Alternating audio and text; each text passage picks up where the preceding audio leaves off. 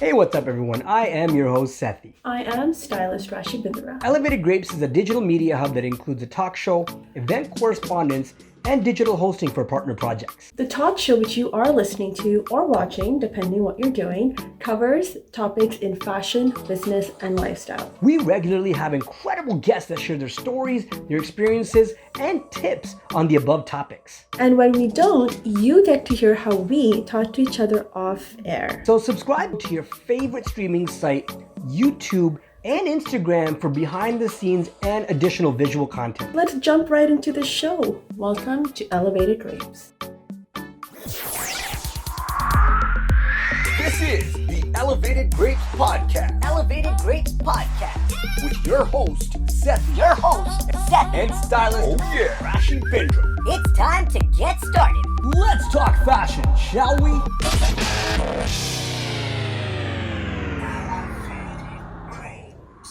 Welcome to Elevated Grapes. I am your host, Sethee. And I am Stylist Rashi Bindra.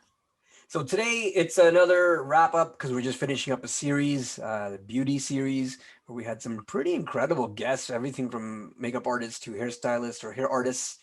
Hair artists. You know, so it's been some really incredible conversations over the last 6 or so shows.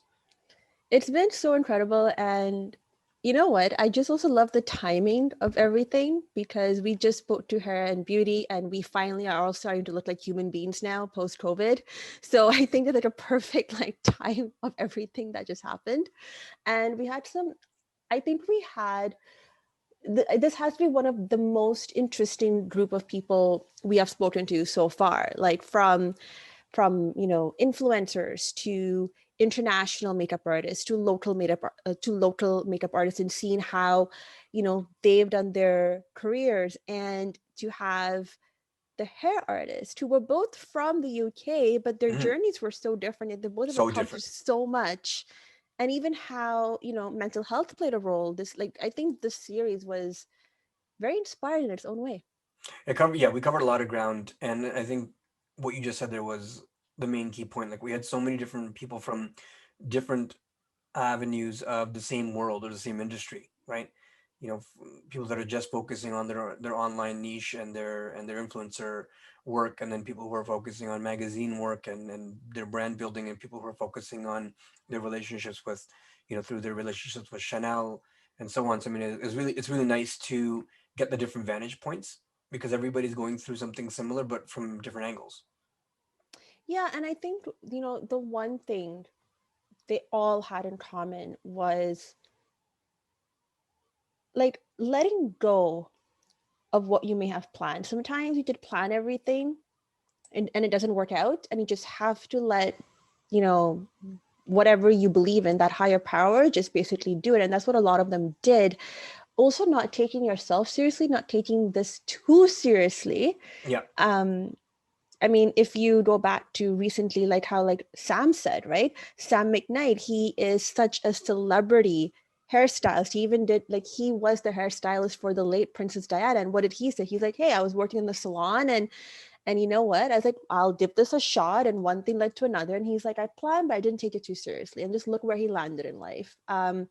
Neil, who we just recently spoke to as well, he as a freelancer accomplished so much. So to all the hair artists out there, to all the makeup artists out there, and actually anybody in the industry, if you're unsure about how the agency world works, listen to our conversation with Neil, because he accomplished where he is today by being a freelancer. Actually, he's not with an agent, right? So there was that. And then Sabrina, who is such a sweetheart, and she has taken over the Canadian market in such a strong way, and now she's also entering the US. Her journey was completely different, and even she said the same thing. When I decided to put that intention out and do something, things started happening. One thing led to another. So there's a theme happening. with Yeah, our no, guest. absolutely. So let's do this for the benefit of our listeners right now who maybe haven't heard all of those episodes. Why don't we list off who we had in this series, and then maybe dissect them one by one in terms of what you gained from it, what you heard from the conversation, and for myself as well, so we can show sort of our synopsis and thoughts on the conversation. So why don't we start from the beginning, from the first one in the beauty series? This is the series we did right after our fashion designer series. So why don't we list them off, and then we can go through them one by one. Yeah, let's start with Hemali. She was our first, Yep. beauty influencer guest on our show, and she was such a delight to talk to. She was so much fun. Um, I think, with her, what I again highlight is the consistency of, building your content and putting it out there. Um, Understanding what influencer marketing is, how that works, because a lot of us think it's very easy, put makeup on yourself and just go do videos. And it's really not. There is a technique behind it, there's a strategy behind it.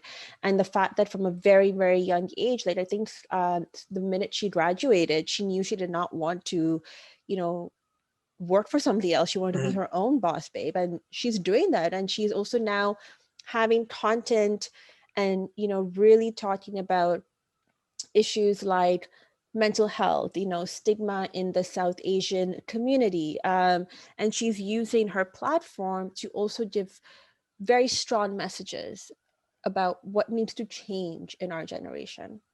So Himali, just again for those that are listening that don't know, Hemali Mistry is her name. Her Instagram handle is hemali.mystery, and her other Instagram handles up to no good with dots or periods in between. So she's an influencer and a makeup artist. Started off her career as a makeup artist. Was going to go the typical route of being a bridal makeup artist, and then decided that wasn't for her.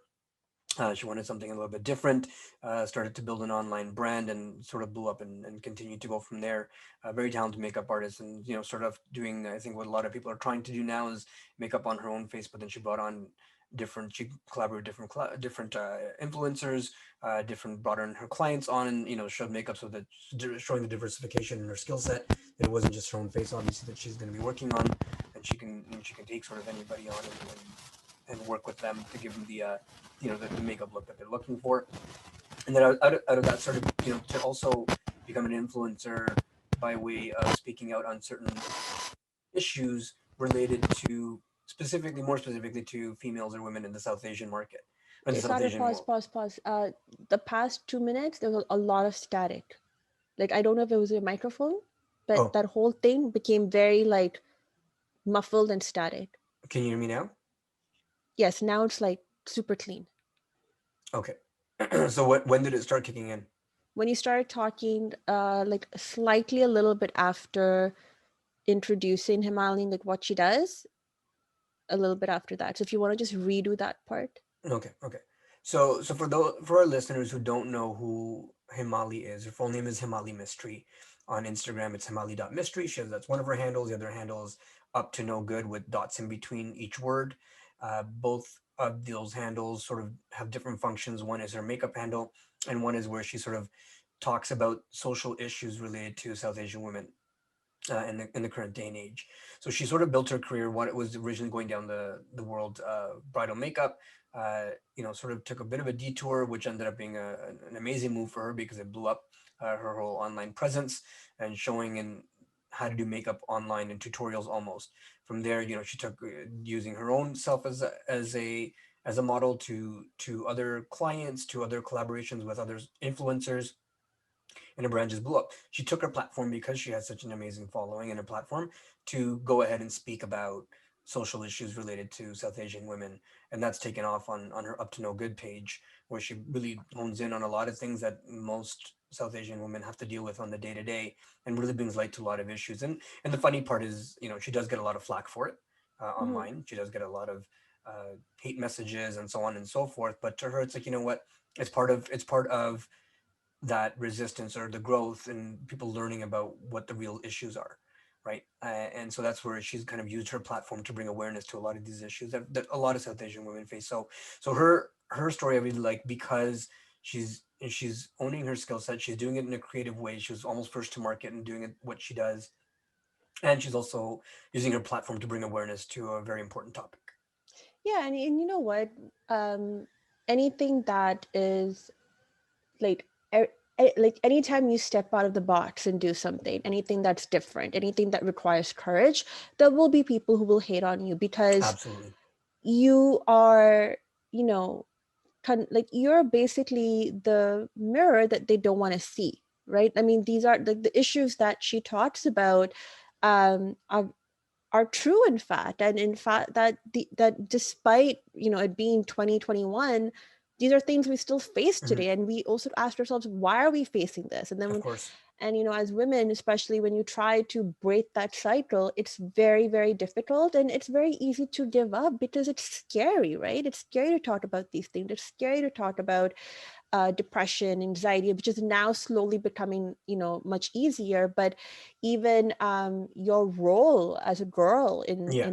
in our culture, Yeah. even talking about as something as simple as your period, like Yeah. we've never spoken about that, and now it's out there that not everything, if we're in a bad mood, not everything is about our cycle, and there's so much Yeah. health issues on that too, right?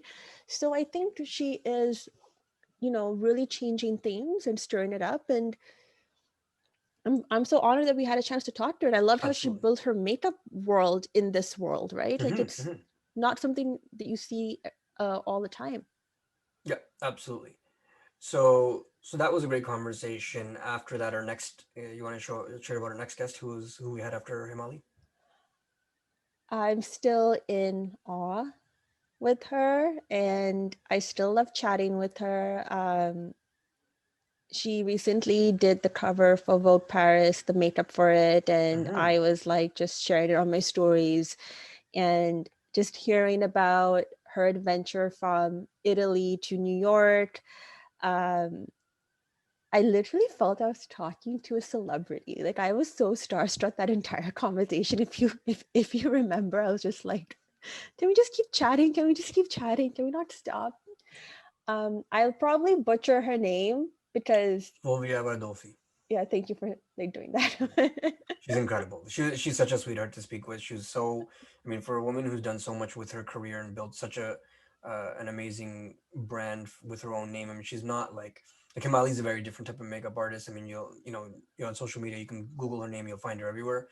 Fulvia's a bit more, sort of behind the lens, but at the same token has done such incredible work. And for the kind of people, artists, photographers, magazines, models, and so on and so forth that she's worked with, she's so humble.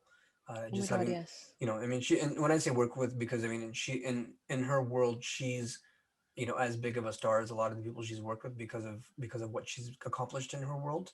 I don't say worked for because they are also honored or should be honored to work with her as the makeup artist in those projects. Um, and given all that, she's so incredibly humble. It's amazing. And you know what? I think one of the things what I loved hearing about like all her stories and her journey. And you know, I mean, she's worked with like photographers like Helmut Newton, you know what I mean? Like my God, I'm blanking out, but there's just so many that she's worked with.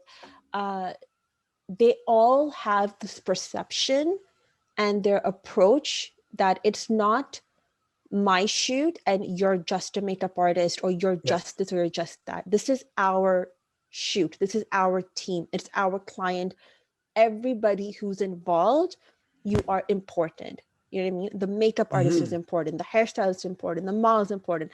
And that is such a different attitude and approach because and you know, when you're working with brands like Chanel, you know, Tom Ford, all these big names, and like it's very easy to get swept up in that and Of you course. know just think like I'm the shit and that's it. Hmm. And and I mean, like for our listeners, as you hear the series, you will notice the trend is that people who've worked with these brands and they're in this luxury fashion high-end world, they are so humble, so down to earth, and for them it's not a me thing, it's a team thing. Mhm. And I think that makes a very big difference when you start approaching your work like that. We heard, and I'll jump a little bit here, but we heard the exact same thing from um, our last conversation with Neil. Yeah. Right? Neil was saying the exact same thing, and that conversation went on for quite some time in our show, where we would just talk. Basically, I mean, the summary of it is that you're only as strong as your weakest link on the team. So Hmm. it is truly a team approach, and just the hairstylist and or just the makeup artist or just the photographer can't do all this on their own. Everybody sees everything from a different angle, and they all bring that to the picture when it's completed, right? Yeah, and it's also like respecting, right? I mean, having that respect for the people around you, and even like, even as, again, jumping ahead, as they all said, even their assistants, right? Yes, you are here to learn, you are here to learn, you are here to assist, but it doesn't mean that your contribution is not important. Absolutely. And that's a very different mindset that is as of now, again, as of now, very few Canadians artists in different areas I've run into have that sort of mindset where it is, you know what, yes, as an assistant, you are learning, you are here to also grow, but your contribution is important. Mhm. That's still a mindset that is, I haven't quite run into a lot of people here, especially in Toronto, that that that perceive it that way. Mhm. There are a few, and one of them has been our guest on our show, which we'll talk about shortly. Mhm. Um, but I find that is a trend I'm seeing outside of here, like, Mhm. with even with Sam, for example. And the thing is, we can talk to them for hours. Like, for them, it's not just a radio interview and, okay, time's done, let me bounce. No, it's like, No, they were not like that at all. not at all. In No, fact, no, we're keeping an eye on our time because of our yeah, constraints. But we otherwise, we could have those conversations could have easily lasted a couple hours. exactly. And the thing is, they want to share, they want to talk, they want to know Yeah. about us too. And I think that says a lot about them and their character, and you know about their journey as well. And these are, again, like I'm saying, people who worked with, the royal family, who's worked with the biggest brands in the world of fashion and Hmm. beauty, right? So I think there's something to take away from this whole series Of on how course, to yeah, absolutely. approach your craft, basically. And one of your favorites, as well as mine, but I mean, I know you guys hit it off really well, was Jody Urchek, because she was the one right after Fulvia. Oh my god, I love her. You guys really hit. I mean, I know you guys still keep in regular contact, but I Yes, mean, again, and not to say we like the conversation was she was so personable and so easy to speak with. she's, oh my god, yeah, even. And you know what, just backtracking a little bit, guys, I just want to point out, and I don't want to come off as a strong, crazy feminist or all of that things, but and I will say this also applies to men in the industry, but if you listen to the conversation, especially with like Jody and Sabrina and Fulvia, like the one thing I ask these women the same question: Yeah. can women have it all in this industry? Because more so than men, and then again, that's just how we're built, guys. It's not a feminist issue here, it's just how we're built. It's always said that women have to sacrifice a little bit more, right? Women have to always step back a little bit. And we're always told that we want these amazing careers and we want to travel and we want to, be the artist that we want to be. We can't have the husband the way we're supposed to have it. We can't have the kids. We have to sacrifice this. And we can have it all. And I loved how Jody said it, is that you can have it all, not at the same time. And there's Yeah. nothing wrong with that. There's absolutely nothing wrong with that. And I think that what she said, the way she said it, stuck with me so much that Hmm. I'm actually now quite open to even go on dates, because I'm like, hey, I can actually have it all. It may not happen all at the same time. There's clearly Prince Charming is stuck somewhere, and we spoke about this, but it's just having that idea that you can still be that artist in this creative world, no matter what your age is, no matter where you are in life. Yeah. You can, and you'll get it. Well, Just, they all, so as you mentioned, said that, yeah. and they all said it in different ways. But Fulvia didn't get there without the support of her family, and she has all Mhm. that. Sabrina, same thing. I mean, these people. Her husband is so supportive. So all these people have their relationships and their personal lives going on while they've maintained these incredible careers. But again, it's, you know, it's about working with someone, or your family that is there for you, that understands and is also willing to be that support. And they both, and all of them also do a lot of, and, you know, so Fulvia was, you know, mentioning, she was, yeah, but you got to pick and choose what jobs and projects to take Yeah. on, right? Because you can't do everything, you can't manage everything and be on every gig. So, you know, you got to build yourself to a point where you can pick and choose the right projects for yourself that still keep your name going, that still keep you, you know, in the right audience and that sort of thing, and balance your personal life. So I think it was an important message highlighted, and it was a great question that you brought up to ask all of them, because they are all very strong entrepreneurs and women that have achieved incredible heights in their careers, but also, you know, at the same time being able to balance and have that family life too. Yeah, and Sabrina said it really well. She's like, it really it depends on your partner. If you get the right partner who understands what you want, and yes, there's always going to be adjustments. I'm Yes. never going to say the word compromise, guys, because I don't like that word. I don't think relationships and marriages are compromises, by the way. I think they are adjustments. Sure. I feel I personally, it's just my personal thing on this side note. I don't like the word compromise, so I'm going to say the word adjustment. But even, you know, Sabrina said it. She's like, yes, it's an adjustment, but with the right partner, It can work. it all flows. So just to all my women out there, especially who's listening to this, and if you guys are like, you know, hesitant about this world, don't be. You can. And all the men who are listening, if you see that spark in your partner, guys, trust me, Support it. just support it. It's, you will have the most beautiful partnership in your life, because if you give her what she wants, which is just your support, like a lot more Absolutely. will happen. Yeah. So So side note. and that's part, yeah, that's part of a good healthy relationship. So It let's take a is. quick second to have a break right there. We're going to come back. We're going to continue to talk about Sabrina Rinaldi. We're going to talk about Neil Moodie, and of course Sam Mcknight, both of who we touched on a little bit, but we'll get a little bit deeper into there.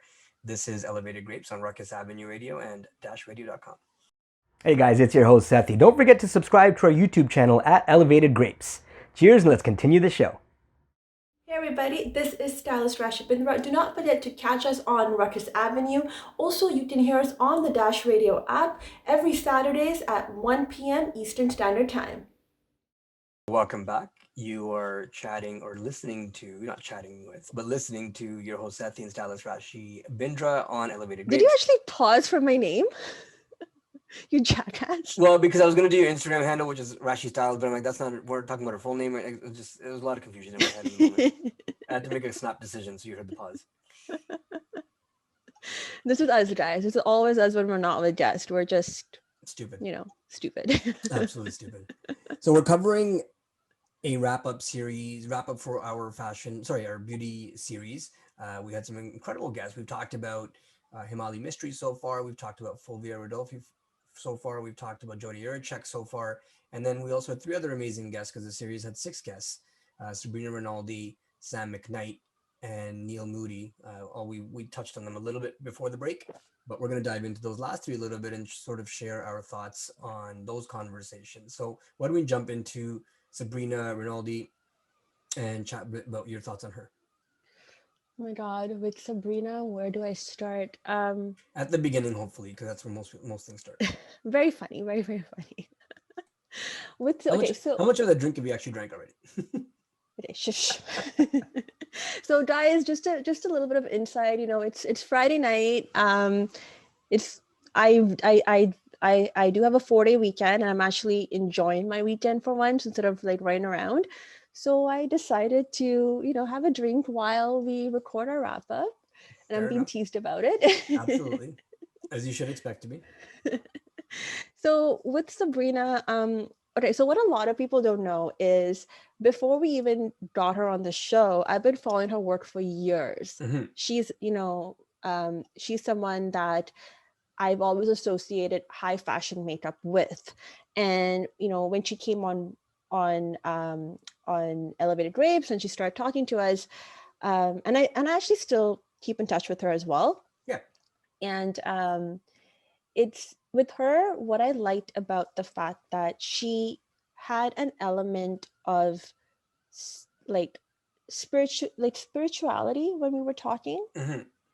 And I could also relate to that. And even the way she spoke about how her and her husband decided not to have kids, and then just the way it was so normalized, um, that was like something that also, like a lot of women still don't talk about it the way she did, with like so much confidence. All her work has been amazing. Like even now when she does work for Fashion Canada, I'm like always like saving her post. I just love how beautiful her work is. Mm-hmm. um and the fact that she's again, she's just so easy to talk to, you know what I mean? She was not, like, there are some people you just enjoy having conversations with, and she was Mm-hmm. one of them. So I really enjoyed that. And again, she stressed on consistency, Mm-hmm. assisting, such a big component, especially She's for like assisting, makeup yes. artists, assisting, knowing set etiquette, which I think all of them, spoke They all about. spoke on that, yes. But even Sabrina stressed that. And kind of again just being open, to things that come your way. Not everything goes as planned. Well, what struck me is really interesting with her, when we were, because this is on the makeup artist side. She was very adamant on the fact that as a makeup artist, you do have to have some hair artistry and hairstyling skill. Hmm. Whereas Fulvia was the exact opposite, like stick to one, know your craft, Yeah, let the hairstylist do hair, let the makeup artist do makeup. And even this is not that either one's right or wrong. They're both very successful in their career. They both have worked with, top brands, top companies, top models, top everything, right? So they've been successful in it. It's just their experiences. From one person's experience, it's been, you have to have some insight into both. You don't have to be a pro in both. Like they're both makeup artists, but they have, but Sabrina also has a hair component to her repertoire, which she has available to offer. But it's also for her been a blessing because it's gotten her some gigs, because yeah, she can do and both. Because sometimes it is a budgetary constraint, whereas if they have to fly bring out a second person, whereas if she can do it, then whereas if someone else, if she didn't have that skill set, she would have lost that gig to somebody else, right? absolutely. And I also think it is a bit of a generational um For gap sure, for sure. or changes within the industry, right? Because Yeah, again, a lot cost. of the more senior, I would say, artists in the high fashion world, they only do one thing. They've only stuck Yes. to that, and at that time, there was always budget for having a separate makeup artist and a separate hair artist because of the technique and the level of detail that like goes into it. Hmm. Now with things changing, especially the magazine world is changing so much. To Sabrina's point, knowing both is an asset. Of Like course. I've personally been on photo shoots where the team just wants one who can do both, and I've also been on photo shoots where I have, one Individual. hair, yeah, and I see both sides. I Of I course. actually see the benefits of knowing that one craft, but also knowing both. Yeah, no, fair enough, fair enough. So again, very good conversation, and again, it was an interesting takeaway for me because again, same world, same industry, but two completely different insights to it. And yeah, part of it's generational, part of it is their experiences, whatever the case is. But it just goes to show you that the industry is quite fast, and there is room for someone on both sides of the spectrum, right? You have to change and evolve, right? And that's again something Hmm. even Jody said, even Sabrina stressed on. You need to be able to adapt to the changes that are happening in your Adjust, not industry. compromise. Exactly. We adjust, we do not compromise.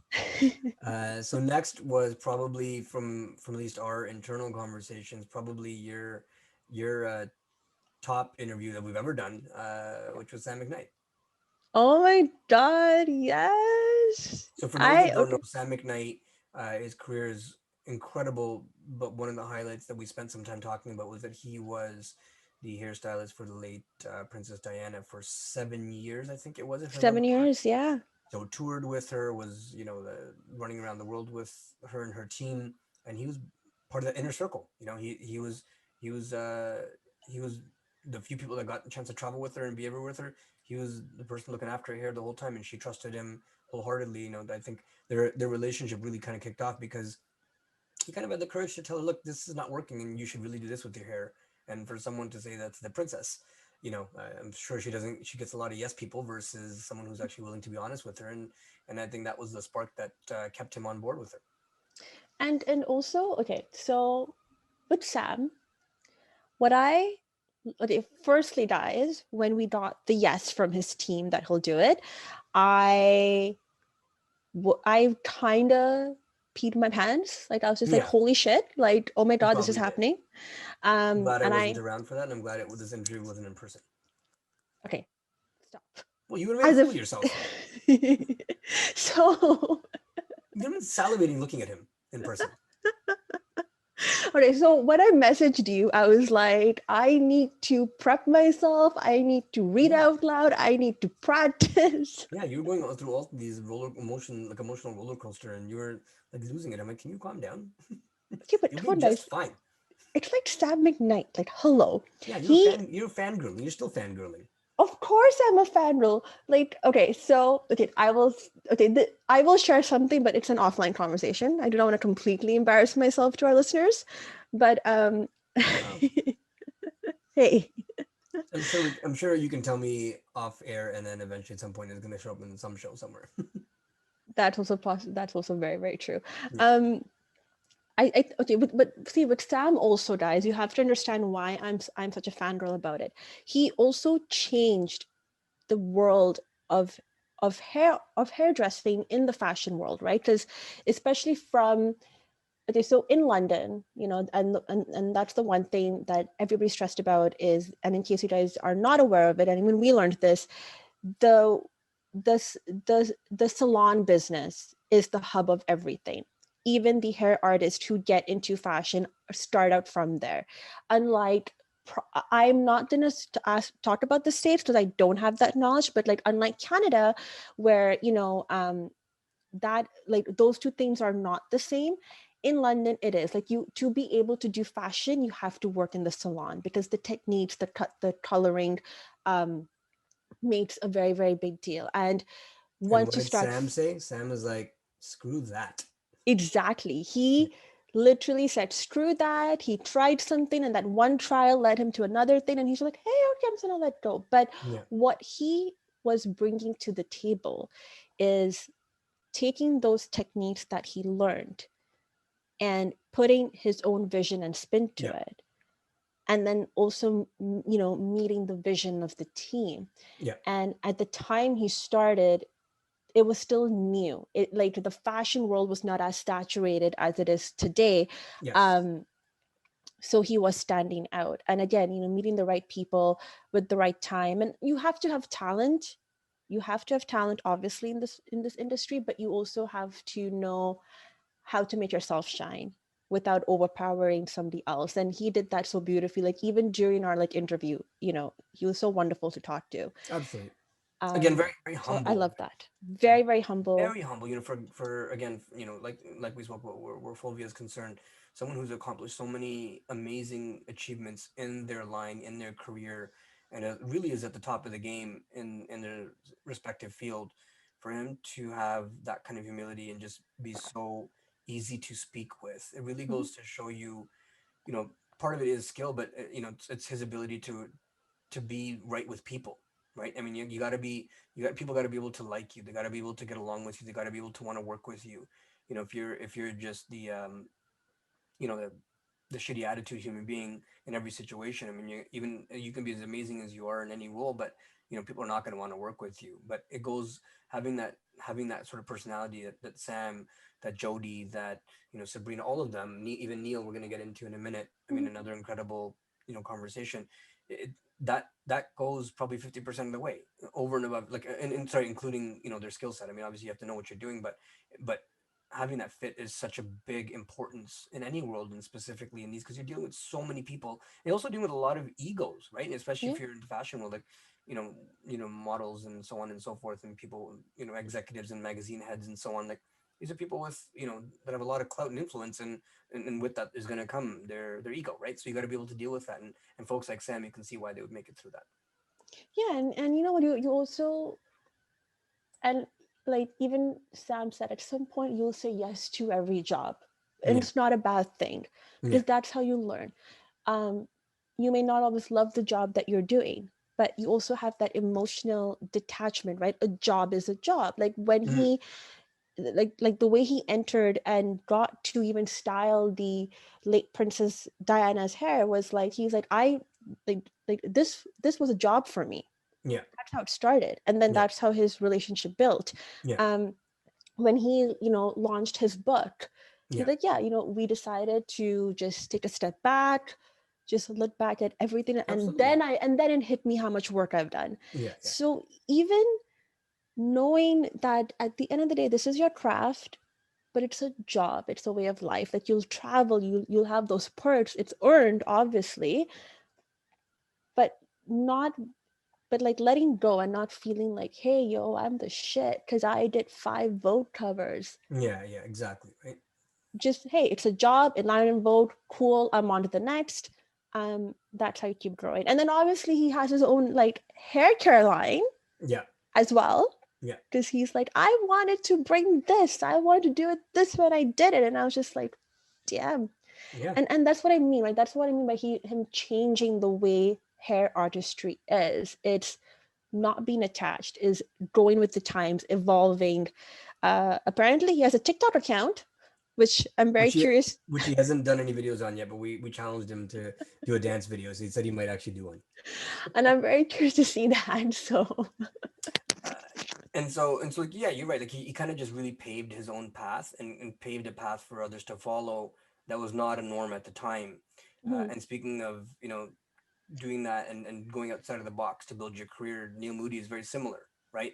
yes. Really, I mean, yes, this, we had the conversation about the salon versus the artistry world and outside of the salon. And, he started off as a freelancer, sort of built his career as a freelancer, and just sort of one gig led to the next, led to the next. And again, we talked about personality and fit, and there's another prime example of someone who, didn't have the ego, really just, immersed himself in his work, built the right relationships. Some of it, I think it was him that said it, some of it is a bit of luck, and there is some right place at the right time stuff. But again, luck also comes with a little bit of understanding of your personality. Like, again, if you're a bit of a, excuse my language, a bit of a shithead, you're not going to, those lucky situations are also not going to happen, because people are not going to want to bring you to certain places, and then there goes that luck, right? Yeah. So everything sort of got to fit to that degree. So Neil was another great story that way, because he also didn't fit the mold. He went outside the box to build his career. And what I loved about chatting with Neil, and I know, like, even when we went offline and we were still chatting for like quite a bit, I loved how transparent and open he was about his journey as a creative male. Even the whole mental health topic, he was so open about it, and that's a very hard conversation to have when you reach so far in your. Absolutely, yes, he was very, very open. So both him and Hemali, those are big parts of our conversation with them, where they talked about mental health, anxiety, depression, like all those sort of things that plague this industry, and how and why. Neil really dove into why it's more prevalent, or why we see it so regularly within the creatives in that world. Yeah, I mean,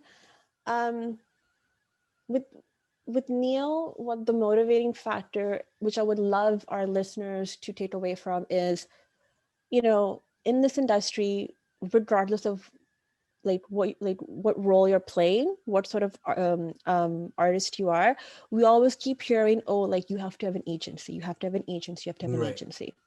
With Neil, I think sometimes you may want to be with an agency, but that fit doesn't always happen.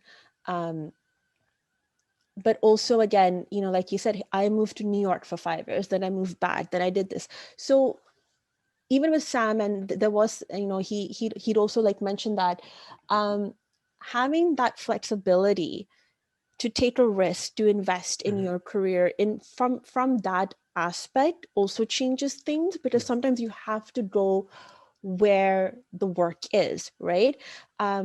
It's also the people that it's also the network that you have. Again, going back to Neil's case, it was his photographer's friend Corinne. That's how he started, and that's what led him. Like, I think his second shoot was like with like Vogue Italy. And even with Sam, like they had a very similar, like, their second big shoots were these big magazines, which is hard to do today because, again, of social media. But then we can always take social media and go out of the box in a different way. So with Neil, I loved that. I love the fact that he's a freelancer. He did all of this without an agency, Yes. just his Which work, makes it so incredible. that's the beauty of it, right? That's how Mhm. he did and landed all these places and moved cities and moved back. And even with the mental health component, you're right. Like as creatives, and I spoke about this quite a bit in the podcast, so I'm not going to talk too much about it here, but um, there is history, guys. There's research, there's history. A lot of creatives, and this not only just in the fashion world, like Robin Williams, Yeah. that's a big example. Picasso, another big example there. Um, a lot of creatives do suffer mood disorders. Yes. And a personal project of mine has now become as to why, like, how does that relate to the art and the expressions that, you're doing? So, but I just love that Neil was so open about talking about that. Absolutely. And it's part of his journey too. Like he has a whole show about it. Yes, he does. He talks very openly about it, and I think it's more, he's mentioned as well, especially specifically with men's mental health, that they're, and now there's a bit more of an openness in having those conversations, but for the longest time it wasn't. And it is folks like Neil that have been, you know, good enough to bring awareness to it, not shy away from the conversation, so that other people can feel comfortable, discussing it as well in their own personal lives. Yeah, and I think that's important. And I think, even back to Neil's point, when you're in an industry where you're putting yourself out there and people are going to critique your work, it's you do become vulnerable, Of course, you're very vulnerable. You're right? like, people are scared to put themselves out, and creatives are always putting themselves out there, and people are quick to jump in and critique and or diminish or put down or say there's 2 cents. But it's easy to do that when it's not your own work. Try putting your own self out there just a little bit, like some of these folks are, and Yeah. being that vulnerable. It takes a lot of courage and tenacity to be able to do that, right? And Hemali's like, for example, is no stranger to that. Like she gets bashed on all day long on social media, and so she talks about it openly on her social media posts too, Hmm. right? Because again, she's taking that risk of putting herself out there, saying her piece, giving her opinion, and is going to bring some negative critique towards her. But again, sometimes it's right, you have to think about from the person who's putting, like, it's a lot for them too, right? They don't always necessarily deserve what, because they're sharing something that is an important topic. Like, that's not okay. Yeah, and it's bad enough that social media, as much as it does a lot of good, it also does a lot of harm, right? Yeah, Because everybody feels that they need to give an opinion, and of it's course they very do. easy, sitting behind the screen typing words Absolutely. and just typing shit versus going in person and doing it, going in person and saying these things, or having that sort of Or conversation. having the courage to even put yourself out to the same degree that person that you're bashing is, right? You Exactly, know what I mean? Like, right? why don't you go and give you put your videos up and put that opinion out, the opposing opinion, if that's what you firmly believe in, and see what other people have to feel about it. It's easy to have that thought in your head because no one is bashing you because it's in your own head. But if you're putting yourself out there for the world to see, and if you have a bit of a following like a Hemali does, Mhm. I mean, of course you got to be able to manage through that a little bit too. And it's hard. It's hard because the stuff that gets, like, I've seen some of the comments that she gets thrown at her, and it's terrible. And there's just some terrible people saying some terrible things. Like, it's one thing to have a constructive debate. It's one thing to Yes. disagree with someone's position or opinion. That I think is healthy. Hmm. But to be derogatory and negative and calling names and cussing and saying all sorts of disgusting things about the person because they're sharing an opinion, why don't you have a respectful debate and respectfully disagree, but then share why you disagree? At least it's healthy, right? Yeah, and that's and you know what, and this is another podcast topic completely Yeah, on its own, but this whole cancel culture and this whole, like, we need to always give our freaking opinion culture, it kind of needs to change and stop, and we need to start, like we need to realize that we are talking to other human beings at the end of the absolutely. day. And that's the bottom line, right? Yes, that's the So thing. Like, you would not want someone to talk to you like that. Like, why would you do that to somebody else? But again, a different conversation for Yeah, a different absolutely. time, because I could rant on this forever. So all in all, like I think we just finished this year. We're doing things a little bit differently with the show. We're doing them in segments and or series formats. We just did the fashion designer series first. We just are wrapping up the beauty and hair artistry series. We have a couple of other series we have lined up for the remaining part of the year. So we're going to be talking to models in the industry. We're going to be talking to photographers in the industry. We're going to be talking to stylists in the industry. And so those are the series that are going to be coming forward in the next little while. And we just thought this was a better way to do this show because it keeps a little more fragmented and focused on each section when we do them, because these are all important parts of the fashion and beauty world that we have the privilege of being a part of and meeting these amazing folks of. And for those that are either in any one part of those areas and or looking to get into the industry or have some sort of role to play in the industry, we're all learning from each other, right? And this is primarily what we wanted to do. And just one last tip that everybody said, I do want to put it out there for those who want to be who are in the industry, who want to be in the industry, with the exception of Hemali's Instagram, because she is an influencer, so that is a little bit of a different ballgame. Everybody else, your number of followers is not as important as your quality of content, and also your work, your reputation in the industry, and your relationships. Like agencies, Absolutely. yeah, like brands, clients, agencies, they don't care whether you have 3,000 followers or 300K followers. What they care about is the type of work that you can do, your list of clients, and your relationships and network in the industry, guys. So focus more on that, less about how many followers you have on Instagram, because the real people don't give a shit, to be honest. Absolutely. And unless that's the focus of your business, but then like for example, Hemali, that's part exactly of her business. So that's what I said. Like that's the exception. Yeah. So again, go back and listen to all the shows. All these guests have been incredible. They're top achievers in the industry, top in their game, respectfully. So all worthwhile listening to their stories. A lot of great insight, even things that we're not covering in here, but if you listen to their take on the different questions we asked them, their insight is invaluable. So definitely go back and listen to them, and obviously all of our shows, because all of our guests have been amazing. I'm not gonna lie. Yeah, it is. Fangirl here, hello for all of them. Fangirl. So Yeah, Rashi's gonna go back and listen to those all 6 shows this evening before she goes to bed, while she has her one beverage.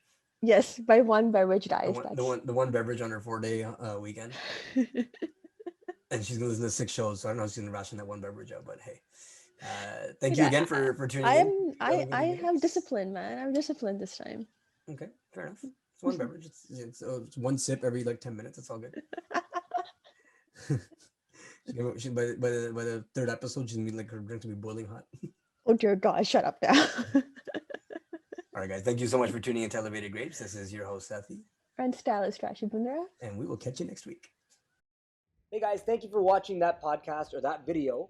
If you like what you hear and you want to hear more of us and see some of our behind the scenes stuff, subscribe below. Yes, hit that little red button thingy that's over there, and hit subscribe and keep following us for a lot more cool fun stuff. Thanks again for tuning in. We'll see you soon. Hey, what's up everyone? I am your host, Sethee. I am Stylist Rashi Bindra. Elevated Grapes is a digital media hub that includes a talk show, event correspondence, and digital hosting for partner projects. The talk show which you are listening to or watching, depending what you're doing, covers topics in fashion, business, and lifestyle. We regularly have incredible guests that share their stories, their experiences, and tips on the above topics. And when we don't, you get to hear how we talk to each other off air. So subscribe to your favorite streaming site, YouTube, and Instagram for behind the scenes and additional visual content. Let's jump right into the show. Welcome to Elevated Grapes.